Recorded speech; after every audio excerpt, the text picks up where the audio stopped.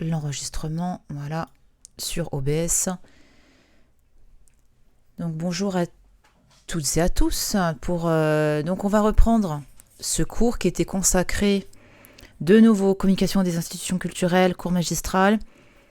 On a vu la fois précédente qu'il y avait plusieurs périodes qui nous permettaient de comprendre quel était notre rapport à la culture, à l'art et tout ça. C'est ce que je vous avais conseillé de lire, l'essai de Lipovetsky qui est sur l'esthétisation du monde. Vous retrouvez la référence en fin. Et pour résumer, vous vous souvenez, on a vu 4 périodes. La première qui est consacrée l'art en fait pour les dieux, donc tout ce qui est création, pour l'organisation clanique, rituelle, en général en lien avec une autorité religieuse. Ensuite, temps moderne, nous avons l'art pour les princes, donc cette période où on se fait la guerre avec la renommée des artistes présents à sa cour. Ensuite, 19e, 20e siècle, art pour l'art, où nous avons une véritable formalisation de toutes les institutions qui vont consacrer ou détruire des artistes. Je reprends l'exemple de Van Gogh, par exemple. Et 21e siècle, nous sommes dans la période de l'art pour le marché. Donc c'est ce qu'on avait commencé à voir avec le rapport des grandes institutions, notamment les hyper-collectionneurs, les hyper-galeries, ces grosses structures qui vont avoir une incidence sur la cote des artistes, une incidence sur le monde de l'art de manière générale. Et pour justement évoquer cette période dans laquelle nous sommes, qui est celle finalement du capitalisme artiste, parce que ce serait bizarre de se dire que le monde de l'art n'est pas touché, le monde de l'art, de la culture, ce serait bizarre que ce ne soit pas touché par tout ce qui se passe d'un point de vue économique et conception du monde, parce que finalement, le capitalisme, il est amoral, c'est-à-dire qu'il n'a pas de bonne ou de mauvaise moralité, c'est-à-dire qu'il est amoral, qu'il n'en a pas. Et après, ça dépend de qu'est-ce que nous, on en fait de ce système-là. Et dans le monde de l'art et de la culture, vous avez certaines retombées. Ok ? N'hésitez pas, si vous avez des questions, je peux y répondre. Vous levez la main, vous participez, vraiment, n'hésitez pas. Là, sur cette slide, donc, vous avez une affiche qui avait été, une série d'œuvres qui a été faite par Warhol, encore. Donc, je vous avais cité Warhol la dernière fois. Et Andy Warhol, donc, il est très connu pour les Campbell Soup, vous savez, la reproduction de toutes les boîtes de conserve de tomato soup. D'ailleurs, on en reparlera à un moment donné dans le CM parce qu'on a eu un fait d'actualité avec la soupe de tomates et une œuvre d'art. Donc, vous verrez, peut-être que là, ça fait tilt, mais on en discutera à ce moment-là. Mais Warhol il s'est également intéressé aux produits de luxe parce qu'il avait conscience qu'il y avait à la fois la production de produits pour le quotidien, pour des produits qui vont être consommés par une grande partie de la population, mais également l'éveil, la confirmation du secteur du luxe qui va en gros être l'autre pan, donc la consommation de masse et la consommation de produits de luxe en fait. Donc tout ça pour dire que les artistes ne sont pas fermés à leur environnement et savent très bien ce qui se passe autour d'eux, ils l'analysent d'une manière très très intéressante et ils vont notamment s'intéresser à la manière dont notre société produit des biens qui sont également matériels. Il y a cette dissonance entre le symbolique et le matériel en permanence. Et ces marchés, parce que finalement on parle de système capitaliste, mais en fait il faut vraiment le raccorder au fait qu'il y a d'immenses marchés qui sont façonnés par des géants économiques. Et c'est pour ça aussi que je vous fais le lien avec le secteur du luxe, parce que les grands groupes font partie un petit peu de cette dynamique économique, et en plus, ils ont une incidence sur l'art, sur la culture. À titre d'exemple, la bourse Pinault, donc François Pinault, grand collectionneur, mania du monde du luxe, il est également à la tête d'une... alors attendez, si je me rappelle bien, mais en tout cas, il a un lien très fort avec le marché de l'art parce qu'il est relié à Sotheby's, si je ne dis pas de bêtises. Donc je marquerai en commentaire si à la rigueur il y a une erreur, mais en tout cas, il est en lien avec Sotheby's, donc qui est une, un des manias du marché de l'art, concrètement. C'est un des grands groupes qui est en lien avec le marché de l'art. Voilà, Sotheby's, Pinot, je regarde vite fait. Ou c'est Christie's, alors attendez, avec le Brexit. Ou alors c'est Christie's, qui a racheté Sotheby's. Alors, Patrick Drahi, gna Sotheby's. Christie's. Ah, c'est... Autant pour moi, excusez-moi, c'est Christie's, c'est pas Sotheby's. Donc Christie's, qui est une des autres très grandes machines qui vend des œuvres dans le monde, eh bien c'est Pinault, François Pinault, qui en est finalement le propriétaire. Enfin, voilà, pour simplifier les choses. Donc tout ça pour dire que vous avez des grands noms du monde économique et vous avez donc aussi ces noms qui peuvent se retrouver dans le monde de l'art parce que ce sont des collectionneurs, parce que ils vont créer des structures pour exposer les œuvres, ils vont être partie prenante de certaines activités culturelles. De nouveau, Louis Vuitton, la fondation Louis Vuitton, qui est justement l'une des... si on peut dire, pareil, je simplifie. Hein. En gros, derrière, vous avez Bernard Arnault, et Bernard Arnault est également un très grand collectionneur, et il a donc fondé un musée qui est également un lieu d'exposition d'art contemporain, qui est un lieu d'ailleurs qui est très très prisé à Paris. Et du coup, pourquoi c'est important tout ça ? Pourquoi je vous parle de tout ça ? Parce que tous ces phénomènes ne sont plus du tout, enfin toute la production artistique n'est plus à côté de ce monde économique. C'est-à-dire qu'avant, on avait l'exemple de Van Gogh qui était mis de côté parce qu'il ne faisait pas partie prenante des grandes institutions, des beaux-arts, etc. Aujourd'hui, l'avant-garde est complètement assumée. Elle est même revendiquée. Vous allez avoir des grands noms du monde du luxe, du monde des grands collectionneurs, etc., qui vont être en attente, qui vont être dans la demande de ces artistes très avant-gardistes. Alors qu'avant, mais pas du tout. Avant, on se disait, mais au secours, quoi, c'est pas possible. Sauf que maintenant, l'avant-garde, elle est dans tous les systèmes de production et de commercialisation des œuvres, finalement. Vous voyez la nuance ? Elle est très importante, en fait, à capter, entre vraiment ce qui se passait avant, 19e, 20e, et aujourd'hui. Et ça aussi, c'est un phénomène qui est planétaire. Là-dessus, c'est mondial. Hein. De nouveau, on a une scène artistique qui est globalisée. Même si on a des épiphénomènes qui sont en fonction des continents, on a vraiment tout ce qui est en lien avec le marché de l'art africain, marché de l'art chinois, occidental, etc. Mais en tout cas, nous avons aussi des passerelles entre ces différentes... on va dire, ces différents secteurs. Et comme on est dans un monde où on a des hyper-collectionneurs, des hyper-galeries, même des hyper-musées, hein, quand on y pense, on a des super structures, on peut se poser la question d'un hyper-art. Parce que cet art contemporain, il va complètement se définir, dans le sens où il va casser, il va jouer avec les codes de sa propre définition. Donc avant, art contemporain, on avait, on va dire, si on peut dire ça comme ça, une signification assez simple de ce qu'était l'art contemporain. En gros, c'est la production artistique qui est en lien avec son temps. Mais là, on a plusieurs manières de faire de l'art. Et ces différentes manières de faire de l'art, elles vont se mélanger. Autre exemple. Là, je vous ai mis une affiche Dior. Ok ? Normalement, là, l'œuvre que vous voyez, ça doit vous faire tilt. L'affiche fait référence à une œuvre d'art. En plus, on l'a vu dans ce cours. Ça doit vous parler normalement. La disposition, là. Qu'est-ce que ça vous fait penser à quoi ?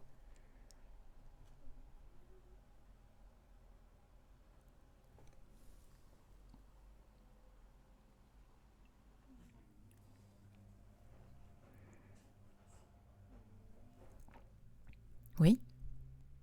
Est-ce que quelqu'un a le nom? Est-ce que vous vous souvenez du nom de l'artiste? Déjeuner sur l'herbe, tout à fait. Alors par contre, ce n'est pas de Renoir, mais c'est la même époque. Donc, enfin, c'est quasiment la même époque. Est-ce que quelqu'un se...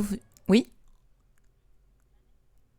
Oui, tout à fait, voilà, Manet. Donc après, il y a quelqu'un d'autre qui avait essayé aussi de le dire, j'ai cru entendre. Donc effectivement, vous retrouvez le Déjeuner sur l'herbe de Manet. C'est une référence désormais incontournable. C'est ce que je vous disais à un moment donné, je vous avais fait bien, pas bien. Eh bien, dans le passé, c'était pas bien, mais aujourd'hui, vous voyez, c'est complètement assimilé comme étant quelque chose qui est dans le chef-d'œuvre et qu'il est normal d'imiter.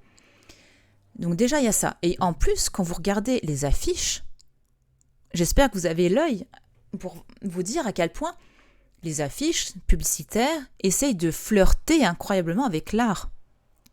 Là, pareil, si vous regardez, c'est une marque d'alcool. J'ai été frappée de voir cette campagne-là. Je ne sais plus si c'est Ricard ou autre, mais en tout cas, là, en ce moment, vous avez une publicité qui est un peu partout dans les RER, dans les gares. Et en fait, vous retrouvez plusieurs références à des tableaux des impressionnistes, en fait. Et ça, c'est très intéressant parce que ils ont compris que visuellement, ça fonctionne bien. Et en plus, c'est une référence, comme une anecdote, vous voyez, comme ce petit... vous êtes dans le truc. Quand vous reconnaissez, vous vous dites « Ah, j'ai reconnu ». Vous êtes dans la confidence. Vous voyez, vous êtes vous faites partie de de la cible, dans le sens où, à partir du moment où plus vous reconnaissez, vous êtes inclus, vous allez vous inclure de manière automatique, et en plus vous allez avoir cette sorte de lien symbolique créé entre vous et la marque. Et ça, cette utilisation de l'art par les marques n'est pas nouvelle. Ça existe depuis minimum le 19e siècle. Hein. Mais aujourd'hui, c'est une institution. Aujourd'hui, l'art va vraiment être utilisé pour légitimer les marques. Alors qu'avant, on se disait, tel artiste sait dessiner. Bon, on a besoin de faire une affiche, on va le prendre lui. Tiens, Toulouse-Lautrec, tu veux faire des affiches pour mon cabaret, le Moulin Rouge? Allez, viens. Allez, c'est parti, ça part. Maintenant, on a plutôt Dior qui a envie de faire une campagne de publicité à destination de sa clientèle ou de sa probable clientèle, et on dit, bah tiens, je veux quelque chose qui va avec la marque, qui va vraiment donner ce style très particulier qui correspond à Dior. Vous voyez, on n'est plus dans la même logique. Et aussi, donc c'est aussi pour ça que je vous ai mis cette photo là-haut de Jeff Koons avec le sac d'Invinci. Et il est normalement, là, la photo a dû être prise dans le musée du Louvre. Vous avez maintenant également des produits qui sont créés par des artistes. Et là, c'est pour ça que je prends cet exemple parce qu'il est très intéressant pour ça. Jeff Koons, artiste actuel, très controversé, brillantissime d'un point de vue marketing. Regardez ce qu'il fait, c'est vraiment brillant. On aime ou on n'aime pas, on s'en fout, c'est pas la question. Mais c'est un artiste qui a parfaitement compris son époque. Et il va prendre des œuvres emblématiques du musée du Louvre pour faire des produits, des sacs à main. Et là, vous avez l'incarnation parfaite de notre époque. Des marques qui vont utiliser, parce que c'était pour Louis Vuitton, hein, donc des marques qui vont utiliser de l'art et des artistes pour donner une certaine valeur à leurs produits. Et plus globalement, c'est un sac à main, mais qui va devenir œuvre d'art. Donc, nos objets du quotidien vont se transformer, enfin, c'est pour ça que ce verbe, je l'aime beaucoup, ils vont s'artialiser. C'est-à-dire qu'ils vont, tout notre quotidien, il va être rempli d'art. Je vous montre juste un petit exemple à vite fait. Regardez, là, c'est la pochette de ma Kindle. Eh bien, j'ai pris une pochette pour la protéger, mais j'ai voulu du Van Gogh. Je voulais pas un truc classique, vous voyez. Et je pense que pour vous, c'est pareil. Votre fond d'écran, vos stylos, vos cahiers, après, qu'il y a encore des cahiers aujourd'hui, mais tout ce qui entoure votre quotidien, vos parures de lit, vos affiches, tout ce qu'il y a dans vos chambres, dans votre quotidien, il y a de l'art partout. Et ça, c'est vraiment propre à notre société. C'est propre à notre époque. Avant, c'était encore tâtonnant. C'était pas autant qu'aujourd'hui. C'est ça que je veux dire. Et du coup, toutes les stratégies artistiques se retrouvent dans toutes les industries de consommation. Et ça va vraiment ponctuer tout ce qu'on fait. Et ça a une incidence sur qu'est-ce qu'on fait, comment on le fait. Et vous allez voir, en tant que structure artistique, structure culturelle, et ensuite, par extension, stratégie de communication aussi. Mais là, on part de la première chose qui va avoir une incidence sur le reste. Et en conséquence, on est dans un cadre où il y a énormément de compétition. C'est-à-dire que, mais ça c'est propre à la société capitaliste, comme je vous le disais, il est amoral. C'est juste que vous allez avoir beaucoup de choses qui vont être faites pour essayer un petit peu de sortir du lot. Du coup, beaucoup de compétition et le monde de l'art va avoir une vision très entrepreneuriale de ce qu'il est. Alors qu'avant, les artistes l'avaient, donc bon, certains, ils disaient, bon, faut faire avec. Par exemple, de nouveau, au 19e, on devait payer ses factures, évidemment. On avait le soutien de certains mécènes, on avait le soutien de certaines personnes, mais c'était pas aussi structuré qu'aujourd'hui. Ce n'était pas aussi fort qu'aujourd'hui. La notion de réseau aussi, très importante. Et dans notre société actuelle, c'est comme si je vais faire une comparaison, c'est un petit peu comme cette époque où les princes, pour rivaliser entre eux, disaient « Ah, moi j'ai de Vinci. Ah, mais moi j'ai un tel. » Ok. Aujourd'hui, c'est amplifié. Tel ou tel magnat du monde économique doit montrer qui il est, et ça passe en partie par ce qu'il collectionne. Et ça va faire de la compétition entre eux, entre les galeries, entre les musées, entre les lieux d'exposition, entre les artistes eux-mêmes. Ça va s'amplifier. Ça existait déjà avant, mais là, c'est formalisé. Et ça va même prendre de plus en plus de proportions parce que les foires d'art contemporain, par exemple la FIAC, donc nous connaissons surtout la FIAC, donc je vous conseille d'aller voir un jour, d'aller vous promener dans la FIAC et regarder un petit peu cet univers. Il faut savoir que les foires d'art contemporain se sont multipliées. Les chiffres exacts, je ne les ai plus, mais en moins de 20 ans, il y a eu une accélération du nombre de créations de foires d'art contemporain, et à échelle mondiale. Sur tous les continents, nous avons eu un développement des foires internationales et il y en a de plus en plus.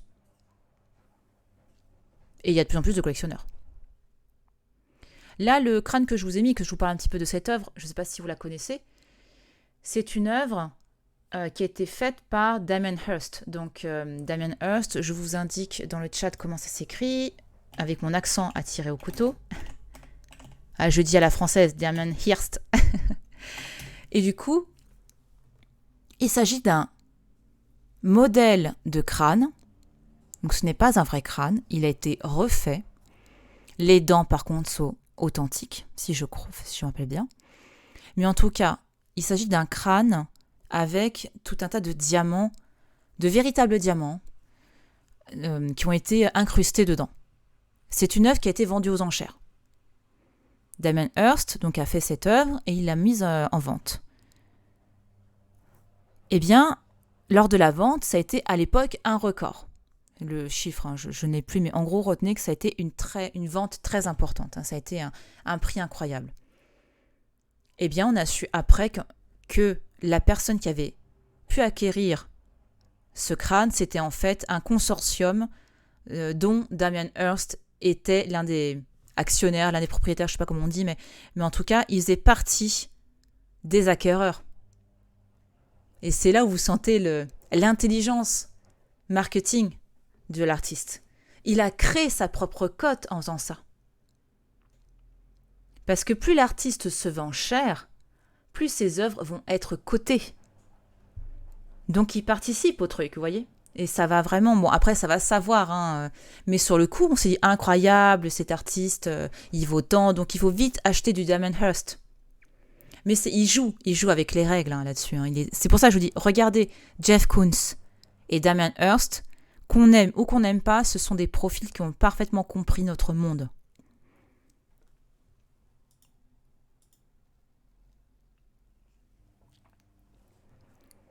Et aussi pourquoi ça fonctionne bien tout ça. On est dans une époque de l'hyperconsommation. Nous avons atteint un stade qui va être stratégique et un stade où la marchandise est très importante. Et c'est un mélange de tout ça avec le monde esthétisé. Donc on veut beaucoup de choses, on veut du beau.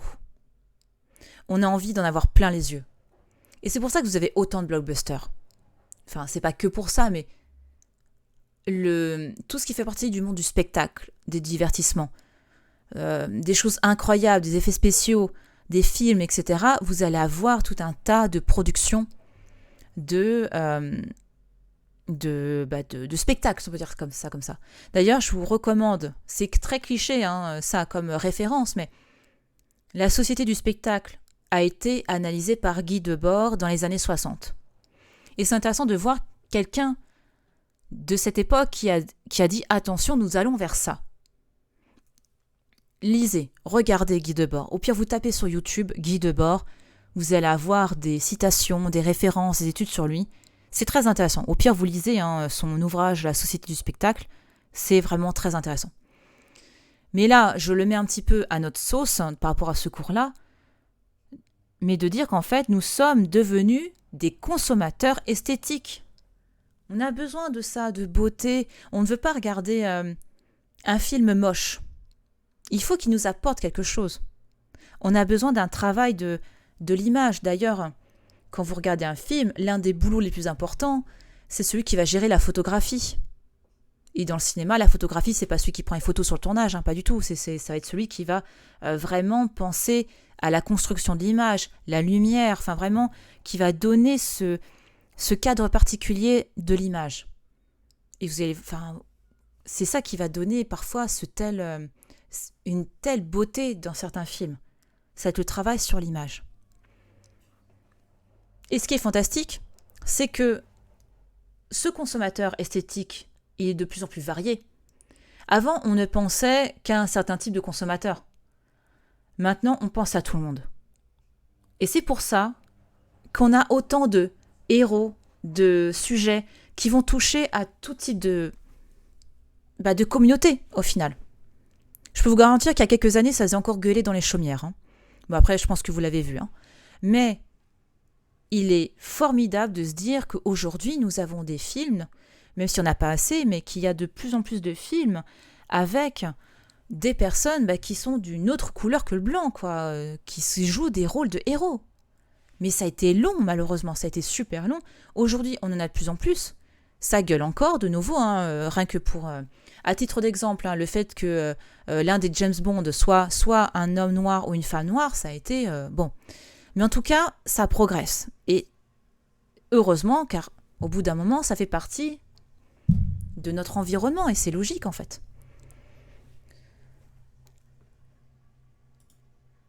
Et oui, pourquoi ?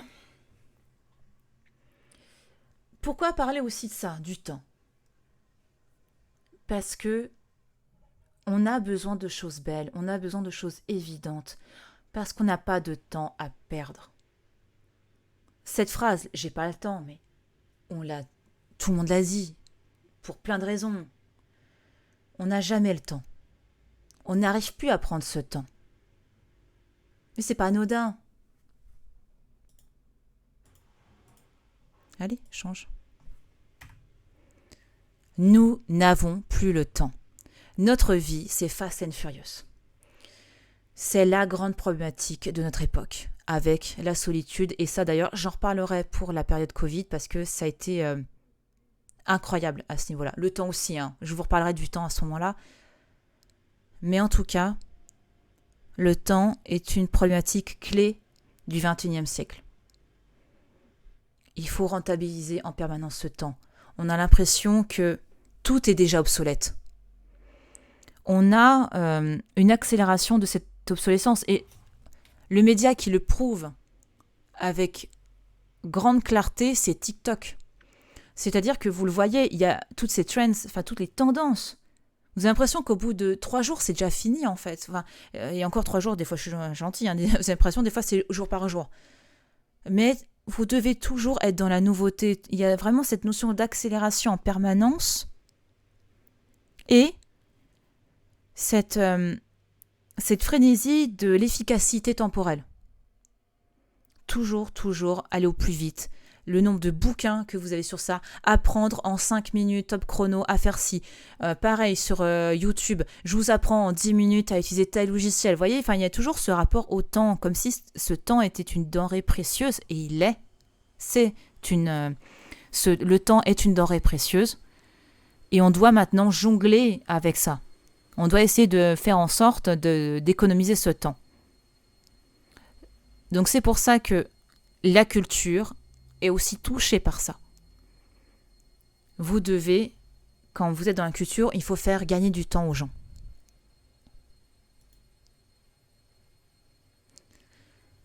Par contre, ça peut être problématique. C'est-à-dire que d'être dépendant de systèmes, et là en l'occurrence dans le capitalisme, la problématique c'est qu'on est dépendant des capitaux, donc de tout ce qui va concerner l'argent. Et ça, c'est-à-dire que c'est une course effrénée à la rentabilité. Et c'est les risques pour la culture.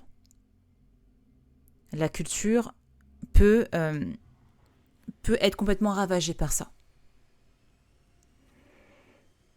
Parce qu'en plus, et c'est là où il va se poser la question une prochaine fois, de la notion de vulgarisation, la notion de transmission des connaissances. Comme on n'a pas de temps à perdre, tout doit aller plus vite, toujours plus vite. On n'arrive pas à prendre le temps de se poser et de se dire, tiens, là, je vais me former, je vais apprendre la peinture du XVIe siècle. Voilà, je vous donne un exemple. Aujourd'hui, on va se dire, je veux apprendre la peinture du XVIe siècle en moins de 10 minutes. Ça va être ça, en fait, la problématique. Et le risque, c'est d'avoir du contenu merdique, je le dis clairement. Ça va être une grosse question de synthétisation au maximum. Donc parfois, c'est très bien fait et c'est fantastique. C'est-à-dire qu'on va toucher les gens, on va réussir à leur apprendre, à leur donner des pistes pour aller plus loin dans l'apprentissage, ou de se dire, tiens, j'ai appris ça, je suis très content. Ok, super. Mais il y a un risque aussi de dire des choses qui sont fausses. Et on est de plus en plus confronté à ça. C'est pour ça que quand vous êtes en études, c'est le moment clé pour vous pour développer tout ça. C'est un temps précieux pour ça. Et oui, je vous ai mis cette photo de sandwich avec plein de vêtements, de morceaux, en gros, pour mettre en avant la notion de fast fashion avec le fast food. Mais aujourd'hui, notre risque, c'est aussi de tomber dans la fast culture, finalement. Encore plus, et ça on en reparlera plus tard, encore plus avec des outils très intéressants qui font de l'intelligence artificielle. Alors Maya, je vois que vous avez une question, je vous écoute.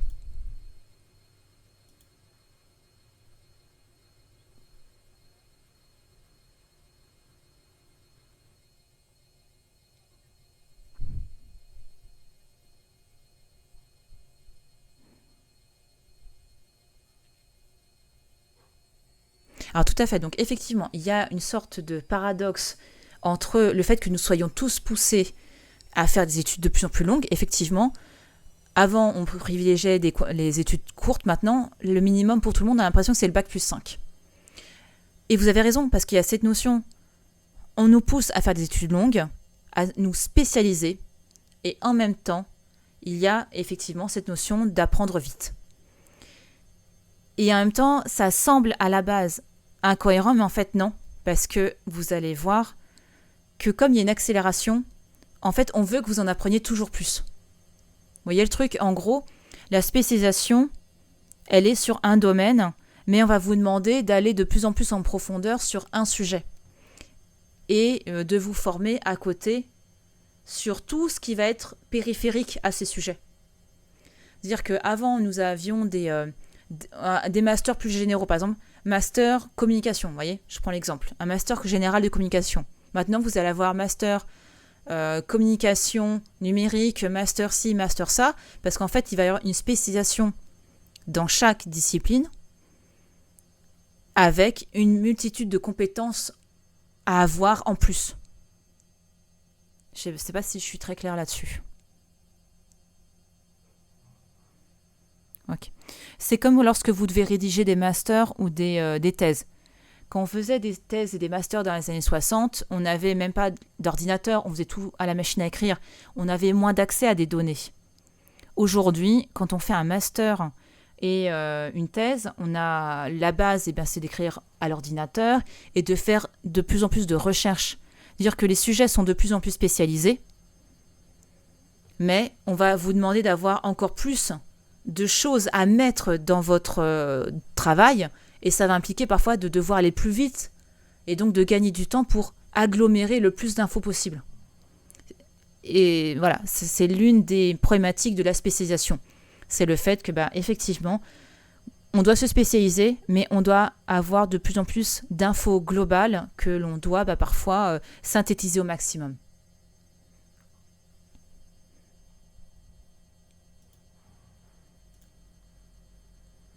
Et la solution à tout ça, l'une des solutions, elle est notamment dans l'art et la créativité. C'est ce que je vous dis à chaque fois en cours. Il faut des choses classiques, attendues, et il faut une part d'originalité. Je reprends l'exemple de Louis Vuitton avec ses sacs. Des sacs avec le monogramme Louis Vuitton, qui est hyper classique, hyper attendu. Il y en a, ils ont besoin de ça. Et en même temps, de temps en temps, Louis Vuitton va proposer des sacs faits par Jeff Koons complètement what the fuck. Mais c'est ça qu'il faut. Il faut des choses attendues et des choses originales pour justement dire « Hey, nous ne sommes pas comme tout le monde. Nous savons faire preuve de créativité. Nous savons nous différencier des autres. » Et l'art a aussi cette capacité inhérente à donner cette impression que l'art est unique. C'est une définition intrinsèque de l'art. Même les séries, je reprends l'exemple de Monet, j'en avais parlé la dernière fois, mais Monet qui a fait différentes séries, donc il a peint par exemple la cathédrale alors si je ne me trompe pas, c'est de Rennes, je crois, ou de Strasbourg, je ne sais plus, bref, il a peint une cathédrale à différentes heures de la journée et à différentes saisons. Fondamentalement, c'est une série, parce que c'est le même motif, mais avec des variations. Il a fait pareil avec des meules de foin, il a fait pareil avec plein de choses. Eh bien, même si on a une notion de série, là, l'œuvre est unique. Chaque œuvre est unique. Parce qu'il y a cette notion de coup de pinceau, cette notion de fabrication de l'œuvre, de conceptualisation de l'œuvre avec les couleurs, etc. Même si c'est une série. Même les estampes. Une œuvre imprimée, par exemple une œuvre allez, je reprends mon exemple de Monet. Quelqu'un va reproduire l'œuvre de Monet en impression, donc il va faire une estampe avec ça. Eh bien, une estampe sur cuivre, ça va avoir différents rendus parce que la plaque de cuivre se modifie avec le temps.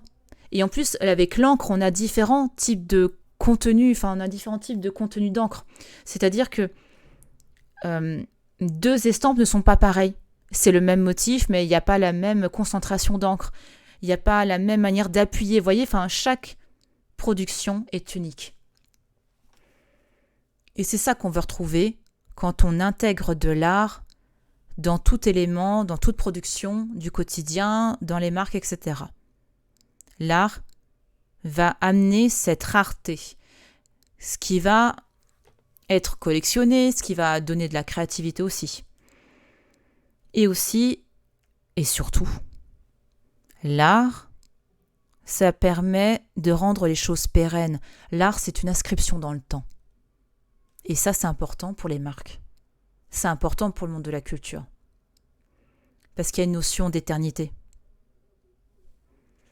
L'art, c'est un antidote à l'éphémère. Je reprends l'expression de Bernard Arnault, qui est celui qui possède LVMH. Je pense à un nom que vous avez déjà entendu. Mais en tout cas, il est à la fois dans le secteur du luxe, c'est un grand collectionneur et il utilise l'art dans ses productions commerciales. Enfin, en gros, c'est lui qui fait appel à Jeff Koons. C'est pas anodin. C'est parce qu'il sait que l'art, c'est un antidote à l'éphémère. Et aussi, ça permet de se différencier. À ça s'ajoute la notion d'expérience. L'art, pour le monde de la culture, il va y avoir aussi ce besoin de faire la différenciation parce que c'est aussi la société telle qu'elle est aujourd'hui qui a besoin de ça. Nous avons besoin d'expérience. Nous avons tous ces phénomènes qui nous incitent à nous retrouver en fait, peu importe ce que nous faisons, mais avoir partout du beau, avoir partout de l'expérience. C'est pour ça que là, je vous ai mis 2 exemples. Le jeu vidéo, l'Opéra Garnier. Donc, jeu vidéo avec Journey, qui est un jeu on ne peut plus esthétique. Il y a plein d'autres exemples. J'en ai pris qu'un. Voilà. Mais vous avez énormément de jeux vidéo qui vont utiliser l'expérience esthétique comme moteur dans le gameplay, en fait. Et à l'opéra, vous avez vu un escape game. Beaucoup de musées font ça aussi. Beaucoup de structures culturelles s'intéressent à l'escape game parce que c'est une expérience que les gens aiment. Et globalement, tout le monde aime ça. Donc c'est un désir des masses.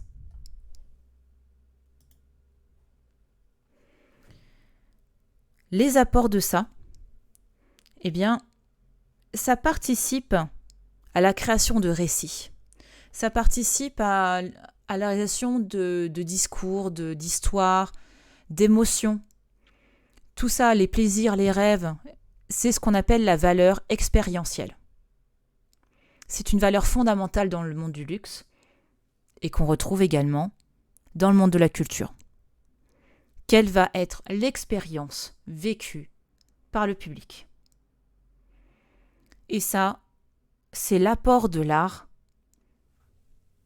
dans la société capitaliste et par extension, ça va avoir une incidence dans le monde de la culture. Vous voyez, c'est quelque chose qui part de la culture, création artistique, phénomène, on va dire capitaliste avec les marchés économiques, les marques, etc.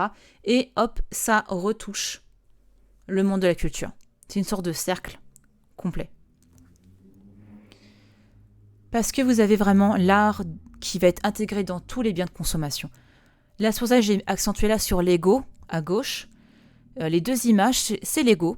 Donc, parce que vous avez une référence artistique que j'aime beaucoup, là-haut, chez Lego, est-ce que vous avez reconnu? Dites-moi que vous avez reconnu. La citation de l'œuvre en haut à gauche.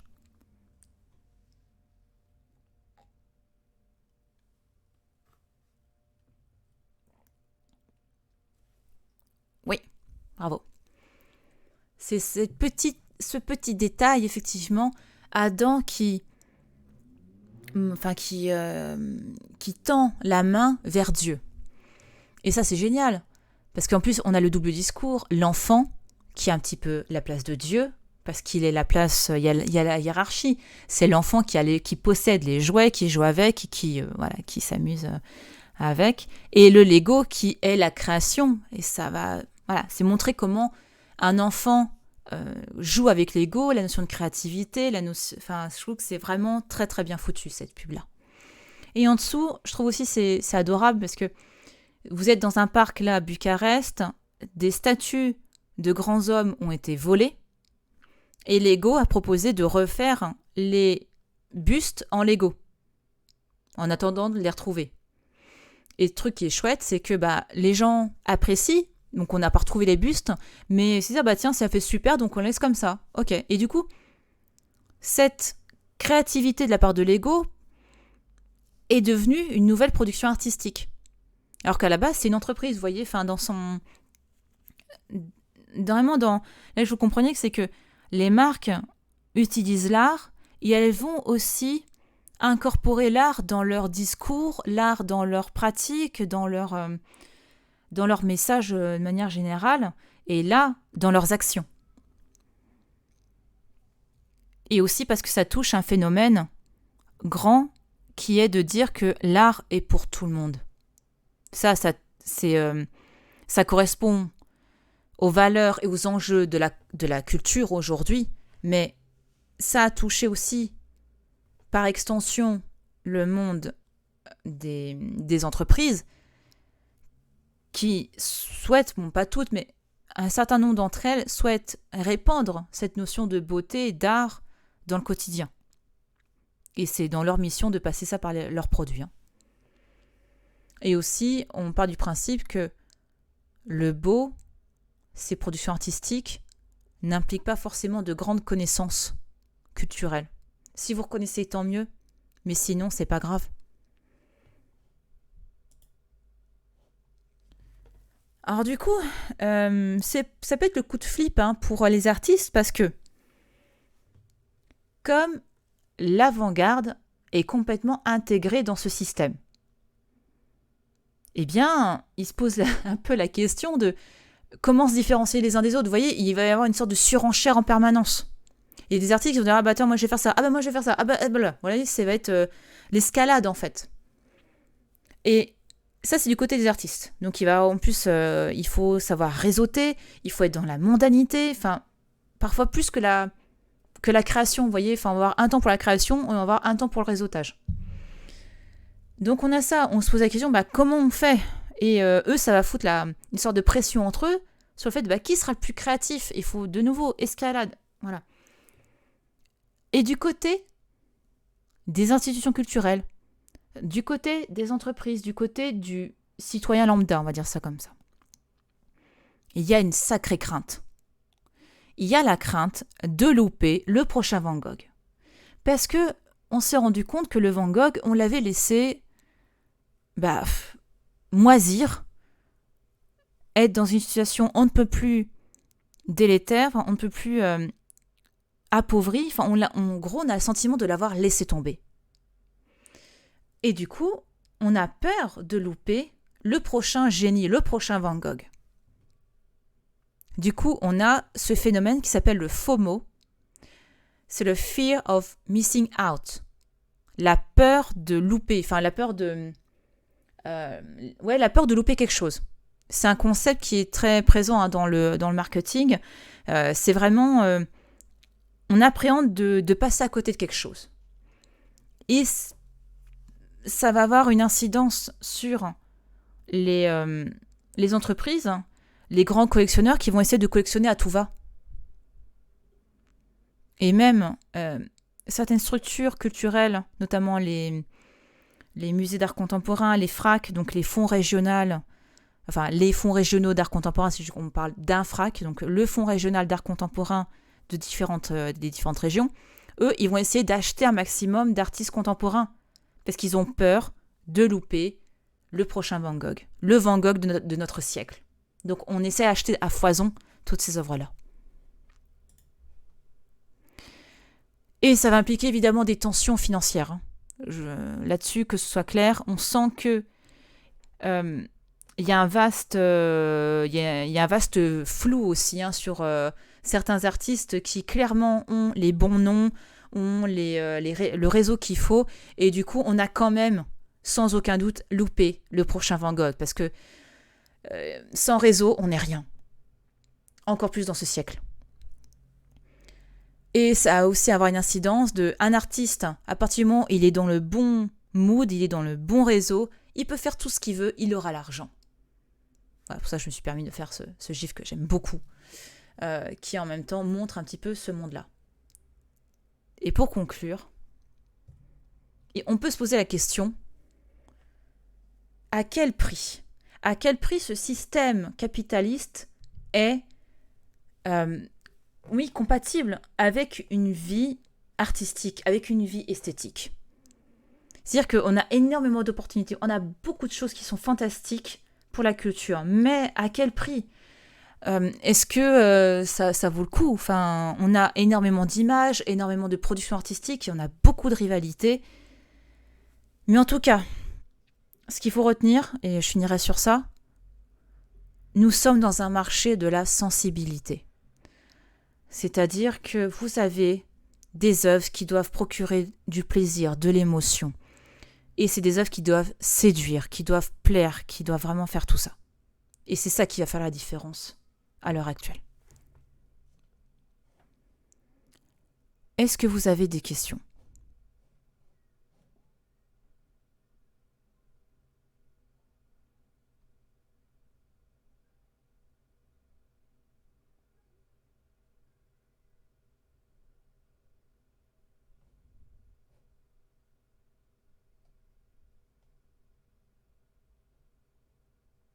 Ok. Bah écoutez, on s'arrête là.